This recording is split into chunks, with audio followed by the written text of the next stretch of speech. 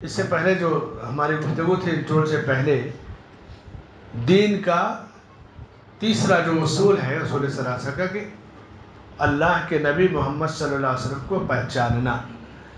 آپ کو پہچاننے کی 5 صورتیں ہیں، 5 ضابطے اور رابطے ہیں جن کے ذریعے اچھی طرح سے آپ اپنے نبی کو پہچان سکتے ہیں. نمبر 1، حسب نسب کے ذریعے. تو ہمیں اپنے نبی کا حسب نسب یاد کرنا چاہیے. محمد بن عبداللہ بن عبد المطلب بن ہاشم، یہ 4 ہو گیا حسب نسب. ہاشم قریش خاندان کے ایک بڑے رئیس اور سردار آدمی تھے. قریش کون تھے؟ قریش پورے عرب کے اندر ایک معزز خاندان تھا. اور عرب کون ہیں؟ ابراہیم علیہ السلام کی آل و اولاد ہیں، اسماعیل علیہ السلام کی، اور اسماعیل علیہ السلام ابراہیم علیہ السلام کے فرزند اور صاحبزادے ہیں. تو یہ آپ کا حسب نسب ہو گیا. دوسری چیز جس سے اپنے نبی کو مضبوطی سے پہچانیں گے کہ آپ صلی اللہ علیہ وسلم کب پیدا ہوئے، کہاں پیدا ہوئے. آپ ہجرت آپ نے کب کیا، ہجرت کہاں کیا، مکے میں کتنے سال تھے، مدینے میں کتنے سال تھے. یہ پوری تاریخ آپ کو یاد رکھنی ہے کہ آپ صلی اللہ علیہ وسلم 12 ربیع الاول کو مکہ میں پیدا ہوئے. 570 میلادی یعنی عیسوی آپ پیدا ہوئے، اور مکے میں صبح کے وقت آپ صلی اللہ علیہ وسلم کی پیدائش ہوئی. پوری زندگی آپ کو 63 سال کی ملی. 63 سال پوری زندگی آپ کو ملی، 63 سال. اور اس کے بعد جس میں سے زندگی کا ایک بڑا حصہ آپ نے مکہ میں گزارا. 13 سال مکہ میں گزارا. 63 میں 13 سال مکہ میں گزارا آپ نے، یعنی 53 سال آپ مکے میں تھے پیدائش سے لے کے 53 سال تک. 40 سال میں اللہ نے آپ کو نبی بنایا، اور اس کے بعد پھر 53 سال کے بعد یعنی نبوت کے بعد 13 سال مکے میں ٹھہرے رہے. پھر آپ نے مدینہ ہجرت کی اور مدینے میں 10 سال آپ باحیات رہے. اور اس کے بعد پھر ہجرت کے 10 سال کے بعد یعنی 11 ہجری میں آپ صلی اللہ علیہ وسلم کی وفات ہو گئی. یہ مختصر آپ کی زندگی. پیدائش مکے میں ہوئی، پرورش مکے میں ہوئی، شادی حضرت خدیجہ سے مکے میں ہوئی، نبوت مکے میں ملی، معراج کا واقعہ مکے میں پیش آیا. نبوت کے بعد 13 سال مکے میں آپ قیام پذیر تھے. 53 سال میں آپ نے مدینہ ہجرت کی، اور ہجرت کے بعد 10 سال مدینہ میں باحیات رہے. 11ویں سال ہجرت کے 11ویں سال 63 سال کی عمر میں آپ صلی اللہ علیہ وسلم کی وفات ہوئی. عربی کے شاعر نے اس کو بیان کیا ہے کہ وَأَتَتْ عَلَيْهِ 40 فَأَشْرَقَتْ شَمْسُ النُّبُوَّةِ مِنْهُ فِي رَمَضَانِ. جب آپ کی عمر 40 سال کی ہوئی تو نبوت کا سورج طلوع ہوا. ایک تو دن کا سورج ہوتا ہے، نبوت کا سورج رمضان کے مہینے میں طلوع ہوا. آپ نے اللہ نے آپ کو رمضان کے مہینے میں نبی بنایا. تو یہ آپ کی ولادت اور آپ کی زندگی کو پہچاننا ضروری ہے.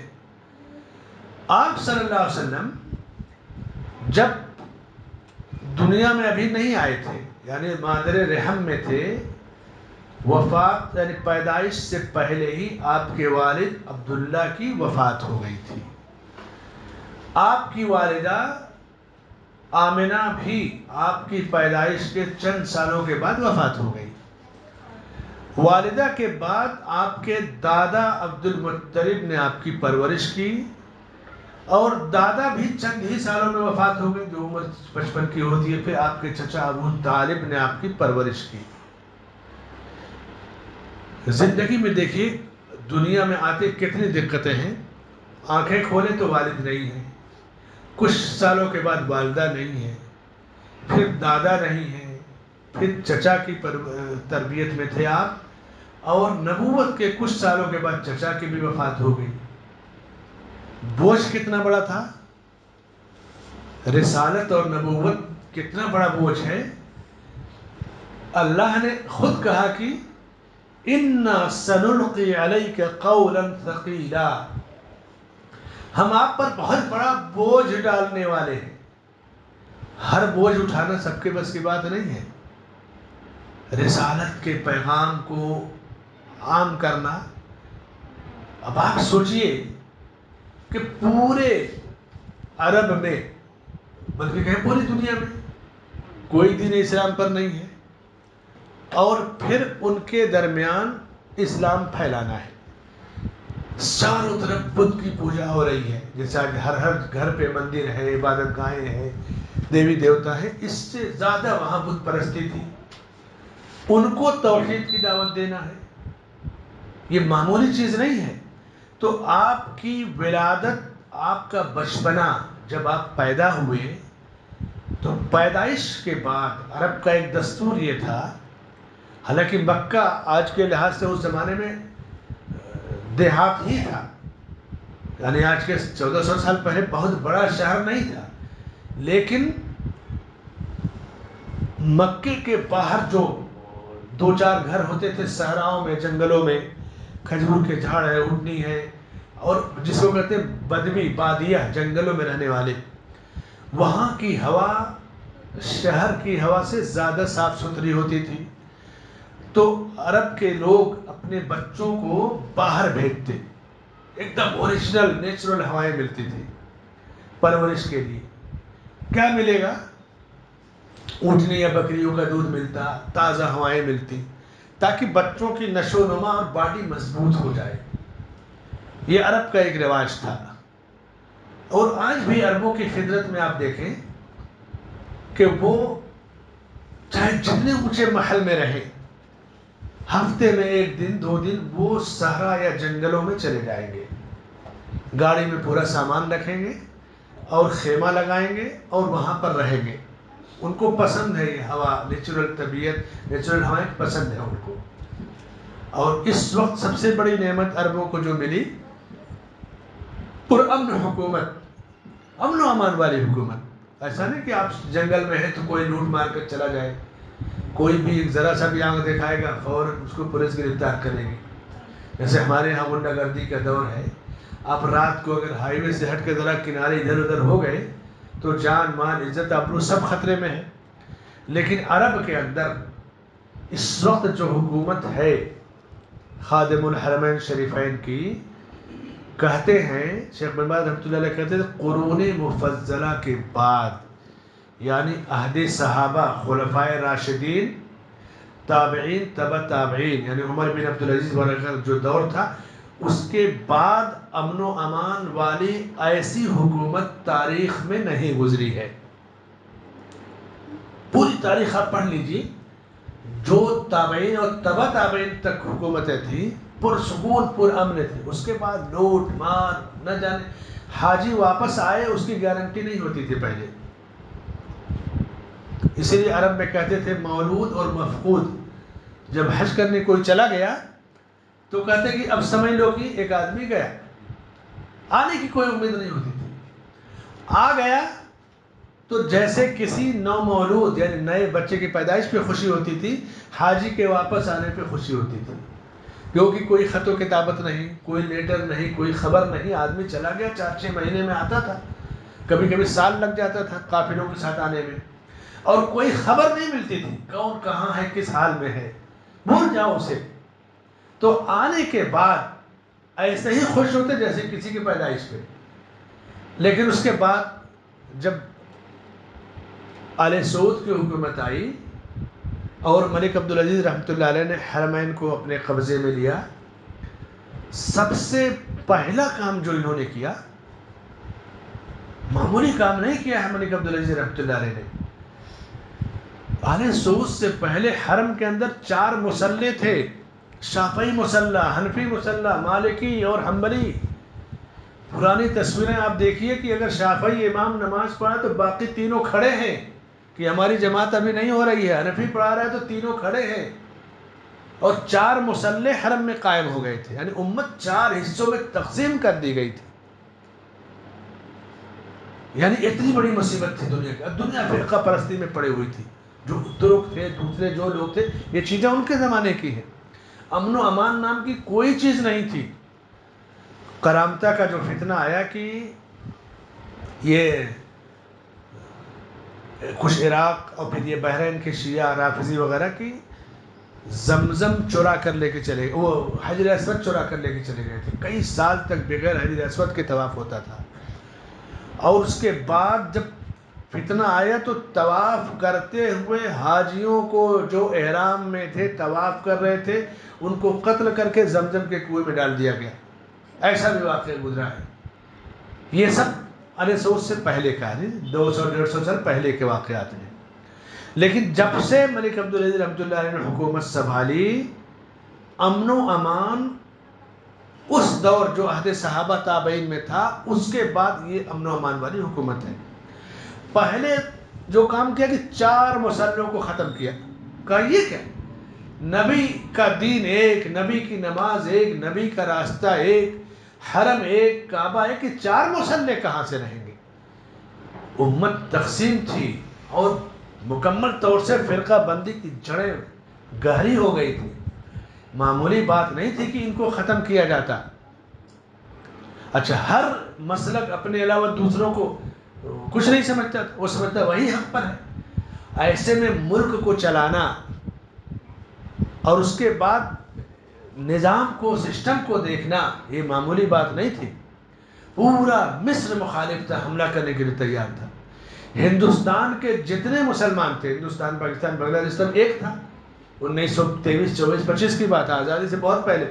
ان مسلمانوں نے برطانیہ حکومت سے درخواست کی، باقاعدہ لیٹر لکھا کہ ہمارے مقامات مقدسہ پر وہابیوں کا، باغیوں کا قبضہ ہے، ہم کمزور ہیں، آپ ہماری طرف سے ان سے لڑائی لیجیے. یعنی اتنے نادان تھے ہندوستان کے مسلمان.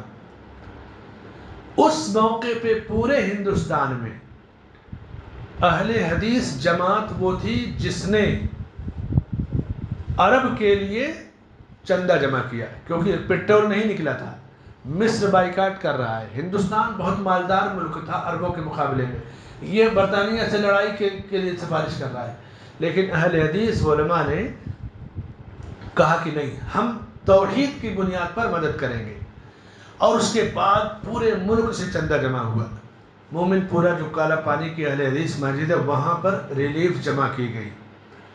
اور اس کے بعد پورے ملک سے جتنا بھی چندہ ہوا، 8,000، 10,000، 20,000، جو بھی، حاتم جماعت تھے حافظ یحییٰ کے والد حافظ حمید اللہ صاحب. حافظ یحییٰ شیخ اصغر علی امام مہدی سے پہلے جو امیر جماعت تھے، ان کے والد حافظ حمید اللہ صاحب تھے. تو انہوں نے کہا کہ شاہ کے پاس اتنی کم رقم جائے گی، جیسے پورے ملک سے 10-20 ہزار جو جمع ہوا، 1 لاکھ کا چیک دیا اپنی طرف سے. کہا کہ یہ پوری رقم جائے گی، یعنی لاکھ. پورا ملک جتنا دیا اس کا 10 گنا انہوں نے اپنی جیب سے دیا. یہ ہندوستان کے اہل حدیثوں کی تاریخ ہے. اور اس کے بعد بمبئی کے ساحل سے جدہ کے ساحل تک جہاز پہنچا. اور اس کے بعد جدہ میں عمر نصیف رحمہ اللہ، ان کا گھرانہ تھا، عبداللہ عمر نصیف، ان کے گھرانے میں یعنی رابطے تھے خاندان سے شاہی. ریلیف جمع ہوئی، پھر شاہ تک وہ پہنچی، ملک عبدالعزیز تک. اسی لیے پرانی تاریخ میں ہندوستان کے اہل حدیثوں کا عربوں سے بہت مضبوط رابطہ ہے. پیٹرول ڈالر آنے سے پہلے، جب پیٹرول آ گیا تب تو سارے لوگ سیلفی بن کر کے پہنچ گئے وہاں پہ کہ ہم آپ کے ساتھ ہیں، ہم آپ کے ساتھ ہیں. اور کتنے لوگ تو کہیں گے نا اہل حدیث علماء کو کہ ریالی عالم ہے. ایک پوسٹ میں نے لکھا کہ جو ریالی نہیں ہے وہ دجالی عالم ہے. میں نے کہا ریال پر کلمہ طیبہ لا الہ الا اللہ محمد رسول اللہ لکھا ہے، ایک ریال پر. ہمیں ریال سے محبت ہے، کیا آپ کو دجال سے محبت ہے؟ دجال والی کرنسی پہ کیا ہوگا؟ اور اہل حدیث عرب سے، سعودی حکومت سے ان کے ریال اور پیٹرول آنے سے پہلے سے ان کے ساتھ ہیں، عقیدے کی بنیاد پر، فرقہ پرستی کی جڑوں کو ختم کرنے کی بنیاد پہ، سنت کو پھیلانے کی بنیاد پر۔ تم تو چند دنوں سے تم نے اپنا یہ جو ہے سلسلہ رکھا کہ ہم وہابی ہیں، ہم فلاں ہیں، ہم سلفی ہیں۔ اسی لیے جو اہل عرب تاریخ کو جانتے ہیں وہ اچھی طرح سمجھتے ہیں۔ جب سدیس صاحب لاہور گئے، شریم صاحب یہاں آئے تھے مومن پورہ میں، اور جو ائمہ حرمین آتے ہیں انہیں تاریخ کا پتہ ہے۔ وہ کہتے ہیں کہ ہندوستان کے اہل حدیثوں کا عرب سے قدیم رشتہ ہے، پرانا رشتہ ہے، کوئی نیا نہیں ہے پیٹرول ڈالر کی وجہ سے۔ اچھی طرح سے وہ اس چیز کو سمجھتے ہیں، اور صرف اسی بنیاد پر کہ وہ اللہ کے نبی کی سنت کو زندہ کرتے ہیں۔ چاروں اماموں کو، مسلکوں کو اور مسلوں کو اٹھا کر پھینک دیا، ایک امام کے پیچھے پوری دنیا نماز پڑھے گی، اور آج تک وہ چیز رائج ہے، ایک امام کے پیچھے حرم کے اندر نماز ہوتی ہے۔ اور چند ائمہ آئے، عبداللہ خلیفی صاحب تھے، پھر اس کے بعد سبیل صاحب تھے، اس سے پہلے بھی عبداللہ دو تین ائمہ اور آئے تھے، بہت زیادہ مشہور نہیں، تب بڑی مشکل سے ریڈیو کا دور تھا۔ اور اس کے بعد پھر سبیل صاحب کے بعد ان کی زندگی ہی میں شیخ عبداللہ خیاط صاحب آئے، جن کے صاحبزادے شیخ دکتور اسامہ خیاط حرم میں امام ہیں، اور ذی علم آدمی ہیں۔ اس کے بعد عبد الرحمن سدیس صاحب آئے، شریم صاحب آئے، علی جابر، عبداللہ بسپت، یعنی 40-50 سال کے اندر ائمہ الحمدللہ ایک سے ایک، اس وقت تو 13-14 ائمہ ہیں۔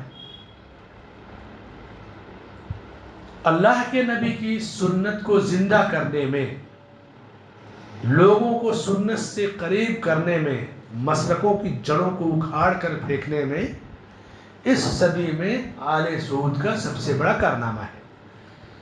دنیا اور میڈیا اس کو نیکی سمجھتا ہے۔ کس چیز کو؟ عربوں کو گالی دینا، سعودیوں کو گالی دینا، ہے کہ نہیں؟ امن و امان کی جو فضا حرمین شریفین میں قائم کی گئی اور جتنی بڑی خدمت کی گئی، آپ میں سے جس نے دیکھا ہوگا مکہ یا مدینہ جا کر کے، اس کی آنکھیں کھل جائیں گی۔ اس طرح کا کام اور صفائی ستھرائی، کہیں کسی بدعت کا وجود نہیں، یہ سب چیزیں سنت سے محبت ہے، نبی سے محبت ہے، نبی سے محبت، نبی کا راستہ۔ تو اللہ کے نبی صلی اللہ علیہ وسلم کے حسب نسب کو جاننے پہچاننے کے ساتھ، آپ کا جو شہر ہے، شہر مکہ جہاں آپ کی ولادت ہوئی، اسے جاننا کہ مکے میں آپ کی ولادت ہوئی۔ مکہ شہر جس طرح نبیوں میں آپ سب سے افضل اور تمام اولاد آدم کے سردار ہیں، اسی طرح جس شہر میں آپ پیدا ہوئے وہ شہر دنیا کے تمام شہروں سے افضل ہے۔ جس شہر کو اللہ نے کہا ام القری، بستیوں کی ماں، قرا جو ہے بستی اور شہر دونوں کو کہتے ہیں، یعنی جیسے بمبئی کو عروس البلاد کہا جاتا ہے، یعنی شہروں کی دلہن۔ ہندوستان میں جتنے شہر ہیں، بمبئی اس کو کہا کہ دلہن کا جو مقام ہوتا ہے وہ بمبئی کا، اردو میں عروس البلاد لکھتے ہیں۔ مکے کو، یہ تو عروس البلاد صحافیوں نے اور لکھنے والوں نے لکھا، لیکن مکے کے ام القری اللہ نے کہا۔ ساری بستیوں کی ماں، یعنی رشتوں میں جو حیثیت ماں کی ہوتی ہے وہ کسی اور رشتے کی نہیں ہوتی، اسی طرح شہروں میں مکہ کی وہی حیثیت ہے جو انسانی رشتوں میں ماں کی ہوتی ہے۔ تو اللہ کے نبی جس شہر میں پیدا ہوئے اس کو اللہ نے کہا کہ یہ ام القری ہے۔ اور اس کے بعد مکہ کے اندر کعبہ ہے، کعبہ پوری دنیا کے مسلمانوں کا قبلہ ہے، اور وہاں پر ایک نماز پڑھنے سے 1,00,000 نماز کا ثواب ملتا ہے۔ یہ فضیلتیں اللہ نے کتنی بلند فضیلتیں دی۔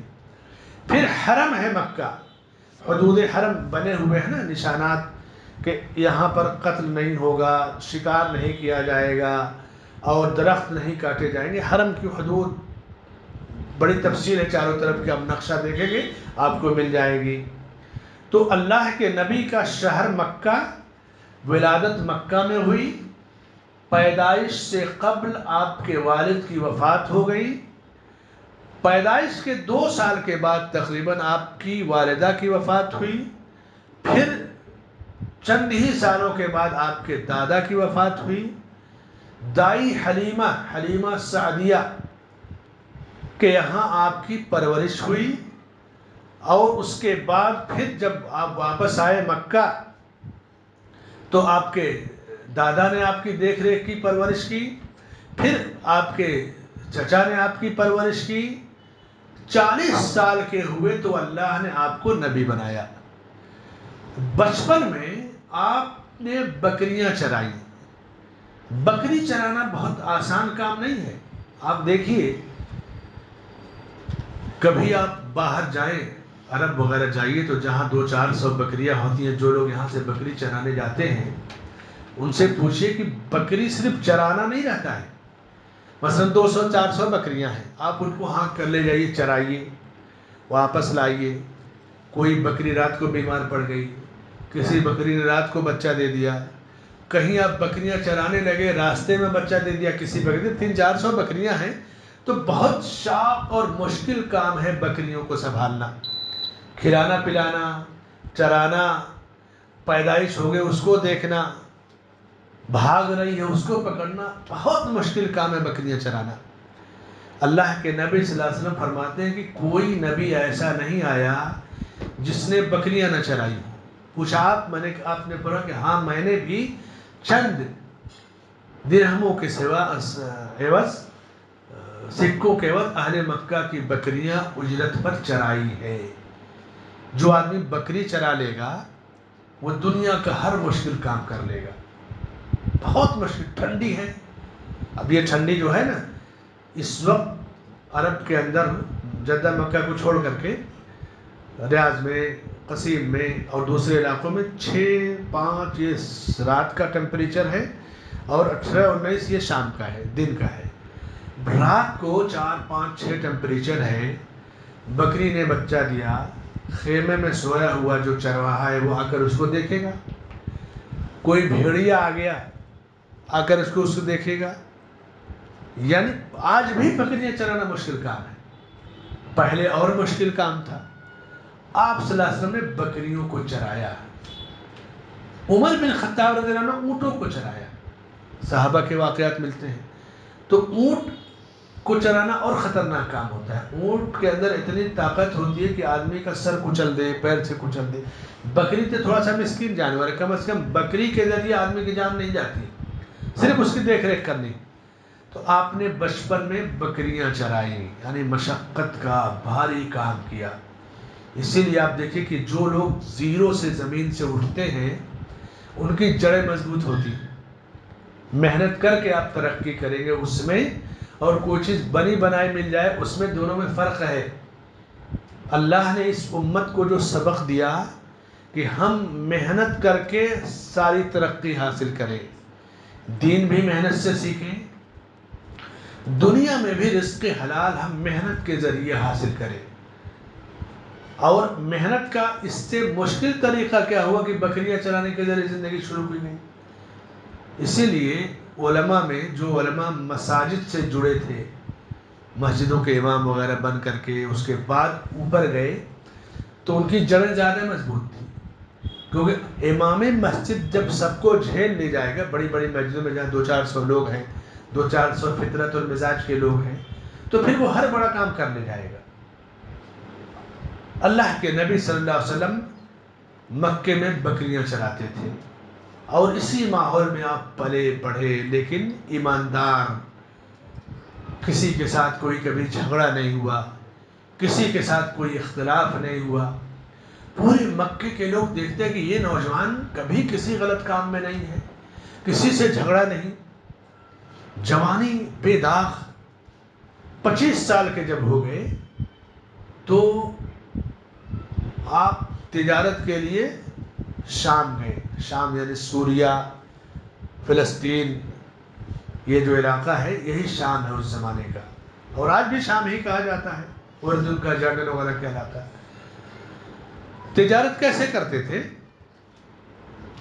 جیسے وہاں پر پھلوں کی پیداوار تھی، غلوں کی پیداوار تھی، مکے کے لوگ یہاں سے جاتے اور وہاں سے سامان لا کے مکے میں بیچتے تھے. مکے کا جو سامان تھا وہاں لے جا کر بیچتے تھے, کھجورے وغیرہ اور دوسری جو بھی چیزیں ہوتی تھیں. حضرت خدیجہ نے اپنے مال کا کچھ حصہ دیا کہ لے جائیے, تجارت کر کے لائیے. تجارت بڑی بابرکت چیز ہوتی ہے. آج جو تجارت آج کی ہے, چیچری, چاپٹی, فریب, دھوکہ دہی, یہ سب آج داخل ہوا ہے نا. یہ MBA وغیرہ کے جو کورسز آئے تو کچھ تو بھلائیاں آئی, کچھ میں تو فراڈ اور دھوکہ دہی. اب جیسے یہ ہے, کیسے بیچنا ہے, اس کی قیمت لکھ دیں گے 800 روپیہ, پھر کاٹ کر کے لکھیں گے 50% ڈسکاؤنٹ 400 روپیہ. سامنے والا سوچے گا کہ واقعی آفر ہے, ڈسکاؤنٹ ہے, لیکن نفسیات دیکھیے تجارت کی. قیمت وہی ہے, سامان کی لاگت وہی ہے, لیکن امپریشن, دباؤ کیسے. آپ جائیے بڑی بڑی مارکیٹوں میں, ایسا نہیں کہ وہ واقعی وہ آپ کو ڈسکاؤنٹ دے رہے ہیں, لیکن آدمی کا مزاج ہے اس چیز کو پسند کرتا ہے. بعض دفعہ دھوکے, فراڈ, جیسے آئل کی کمپنی اعلان دیتی ہے, بورڈ لگا ہے کہ یہ تیل لگائیں کہ آپ کے بال بڑے ہو جائیں گے, اور تیل لگائیں گے بال پھاڑ دے 2 فٹ کا ہو جائے گا. یعنی فراڈ آپ دیکھیے. وہ کہتے ہیں نا کہ وہ کسی شخص نے ایک تیل جو کھانے والا, اس کے بارے میں اعلان دیا کہ بہت اچھا تیل ہے, اس سے جو ہے بیماری نہیں ہوگی, اور جس نے ایڈورٹائز دیا اس کو کینسر ہو گیا. آپ جانتے ہوں گے اچھی طرح سے. تو اس وقت جو تجارت ہے, ان حالات میں سچی تجارت کے ساتھ آگے بڑھنا یہ بہت کڑی آزمائش ہے. عہد نبوی میں تجارت, آپ مان لائیے یہ قیمت ہے, آپ بیچیے. آج بھی سچے تاجر موجود ہیں, ایسی بات نہیں ہے. آج بھی سچے اور ایماندار تاجر موجود ہیں, جو ریٹ لکھا ہے, جو تجارت کا سامان ہے بیچتے ہیں, اور اللہ تعالیٰ انہیں روزی دیتا ہے. ضرور نہیں کہ آپ فراڈ کریں, جھوٹ بولیں, ساری چیزیں ہیں. آپ صلی اللہ علیہ وسلم شام گئے, سامان تجارت لیا, بیچے, بہت فائدہ ہوا. تو حضرت خدیجہ کے غلام میسرہ وہ بھی آپ کے ساتھ گئے تھے. تو آپ کی ایمانداری, سچائی کا پورا واقعہ بتایا. خدیجہ کی عمر 40 سال تھی, پہلے شوہر کی وفات ہو گئی تھی. حضرت خدیجہ نے آپ کو شادی کا پیغام دیا کہ اتنا ایماندار سچا نوجوان کہاں ملے گا, پورے مکے میں کوئی اس طرح کا نہیں تھا. تو آپ کے چچا ابو طالب باحیات تھے. ابو طالب کے ذریعے معاملہ طے ہوا, بات چیت طے ہوئی, اور آپ نے اسے قبول کیا اور رشتہ ہو گیا. 25 سال آپ کی عمر تھی, اور 40 سال حضرت خدیجہ رضی اللہ عنہ کی عمر تھی. آپ اندازہ کیجئے کہ پوری دنیا میں جو دشمن طاقتیں ہیں, جو نبی کے ساتھ کھلواڑ کرتی ہیں, آپ کی عزت و عبور پہ حملہ کرتے ہیں, آپ یہ تھے, وہ تھے, اتنی شادیاں ہوئی, یہ کیا, برائیاں بیان کرتے ہیں. جوانی کی اصل عمر 22, 24, 25 کی ہوتی ہے, 25, 30, 35 جو بھی. اس عمر میں آپ نے ایک بیوہ, وہ بھی 40 سال کی عورت سے شادی کیا. 40 سال کی عمر ڈھلان کی ہوتی ہے, مرد کی اور عورت کی, دونوں کی. خاص طور سے عورت ہے تو 40-42 کے بعد اس کی عمر اور ختم ہونے لگتی ہے, جوانی ختم ہو جاتی ہے. لیکن آپ نے اس عمر میں ایک بیوہ سے شادی کی. یہ ایسا پیغام تھا, اللہ نے اپنے نبی کے ذریعے, نبوت سے پہلے ہی یہ پیغام ملا کہ نبی کی سیرت و شخصیت بے داغ ہے. بیوہ کو بھی سہارا دیا, اور اس کے بعد پھر ایمانداری کی حیثیت سے آپ کے پاس رشتہ چل کر کے آیا. 40 سال میں آپ کی شادی ہوئی. حضرت ابو طالب نے, آپ کے چچا نے رشتہ طے کیا, اور جو اس زمانے میں رواج تھا نکاح وغیرہ کا, نکاح پڑھایا گیا. حضرت خدیجہ سے آپ کو اولاد ہوئی, زینب, رقیہ, ام کلثوم, فاطمہ, یہ حضرت خدیجہ سے ہونے والی اولاد تھی. اور قاسم, عبداللہ, ان کی وفات بچپن میں ہو گئی تھی. خدیجہ رضی اللہ عنہا آپ کی زندگی میں جب آئی تو آپ کی عمر 25 سال تھی. 25 کے بعد 15 سال تک آپ خدیجہ کے ساتھ تھے. 40 سال میں نبوت ملی آپ کو.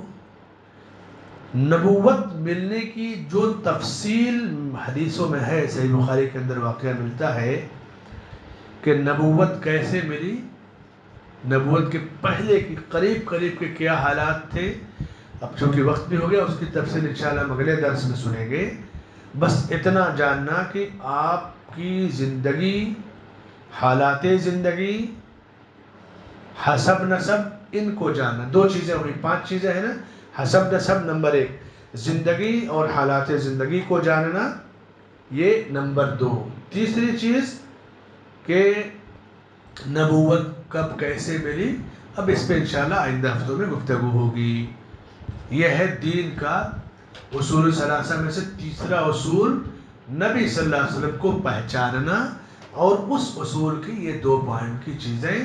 اللہ سے دعا ہے کہ اللہ ہمیں اپنے نبی صلی اللہ علیہ وسلم سے سچی محبت اور اطاعت کا سچا جذبہ اور توفیق عطا فرمائے. آمین.